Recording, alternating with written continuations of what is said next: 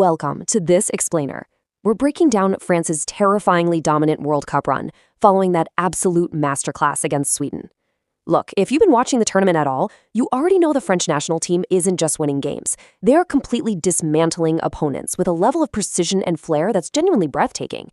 So today, we're going to deconstruct exactly how they're doing it, who is driving this incredible machine, and what might be the single hidden threat capable of actually stopping them. Okay, to really set the stage, let's look at how the expert panel described this recent performance. You get a real sense of the sheer awe this team is inspiring. It was a display so fluid, so inevitable, that they actually compared France to the Harlem Globetrotters, putting on a show, literally just playing around to destroy their opponent. One panelist even called it men against boys. Seriously, it wasn't just a win, right? It was an exhibition, a massive statement to the rest of the world that they are operating on an entirely different level. So France officially booked their spot in the round of 16 with a decisive 3-0 win over the Swedes. But, as we usually find when we dig into these matchups, that number, it only tells a fraction of the story. A 3-0 scoreline sounds like a solid, comfortable victory. But the underlying metrics and just watching the game revealed a level of control that was actually way more punishing than 3 goals suggests. Section 1, absolute domination over Sweden.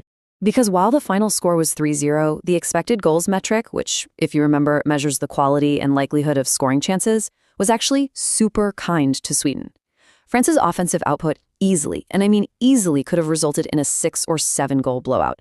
It was really just a matter of time before the floodgates opened. The Swedish keeper had to make some unbelievable saves, the woodwork got in the way a few times, basically keeping the scoreline somewhat respectable. But hey, we do have to give credit where it's due. Graeme Potter's revamped Sweden squad fought incredibly hard for the first 45 minutes. They didn't just roll over. They used Anthony Elonga's pace against Lucas Digne early on, causing some real headaches. And crucially, right after France's opening goal, Alexander Isak hit the post. The panel pointed out that if Isak scores there, it puts a little doubt in the French minds, and maybe we get a totally different game. But France weathered that brief storm, and then they completely, unapologetically took over.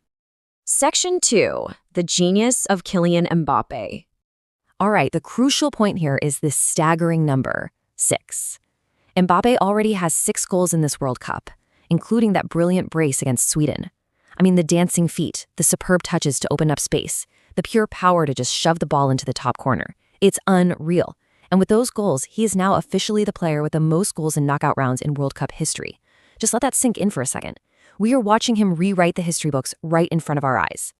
And immediately pairing with that is Michael Olise with 5 assists. The synergy between these two is just phenomenal. The panel specifically highlighted Olise's unbelievable assist to Barcola. It wasn't just a pass. It was a deeply thoughtful play driven directly through the legs of a Swedish defender. It takes a totally unique kind of vision to even attempt a nutmeg assist on a stage like this, let alone execute it perfectly.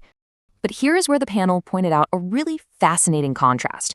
They noted that Mbappe seems to play with just way more joy and responsibility under Didier Deschamps for France than he sometimes does at his club, Real Madrid. For France, he thrives in the structure, playing alongside guys like Dembele and Olise. He knows he's the star man, but he embraces that responsibility with a huge smile. Contrast that with times at Real Madrid, where analysts have observed him looking a bit frustrated, throwing his arms up in the air. When he puts on that French jersey, he becomes an entirely different, incredibly joyful, and utterly lethal player. And because he's only 27 years old, the experts believe he is hot on Lionel Messi's tail. I mean, he could easily play in another World Cup and eventually score 20 to 25 goals across his career. As 1998 World Cup winner Frank Leboeuf put it, Mbappe is on track to explode all human records at the World Cup. He's over a decade younger than Messi, yet he's already operating in that exact same legendary stratosphere. Section 3, an unmatched roster depth. The sheer volume of talent here is almost unfair. When France decides to take off superstars like Mbappe and Olise, which, by the way, they did once the job was done against Sweden, they just casually bring on fresh, elite legs like Ryan Cherki, Jean-Philippe Mateta, and Desire Doué. Or they can just shift Ousmane Dembele into a false 9 role. It's an absolute flex. Literally any other national team would kill to build their starting 11 around France's bench. Which leads us to this incredibly bold claim from the panel. If you take Mbappe out of this team, they'll still win the World Cup. Now that is a stark contrast to Argentina. The panel argued that without Messi, Argentina couldn't win at all. But the depth of this French squad is so terrifying, the system is so robust, and the talent pool is so deep that they genuinely believe France would still hoist the trophy even if you removed the best player in the world from their starting 11. Section 4. The threat of complacency. So as we look ahead to their round of 16 matchup, this presents a massive stylistic clash. If you've ever watched a team just park the bus, you know exactly how annoying it can be. On one hand, you have France, this fluid, attacking, high-scoring superpower. And on the other hand, you have Paraguay. Their strategy? Sit back, suffer, and try to make the game as ugly and frustrating as possible, basically dragging France deep into the match, hoping to force a penalty shootout. And there is actually intense historical precedent for this. Frank Leboeuf provided a pretty stark warning based on his own experience at the 1998 World Cup. His legendary French squad faced Paraguay at this exact same stage. Minute 1, the grind begins. Minute 90, it's still 0-0, and extreme frustration has completely set in.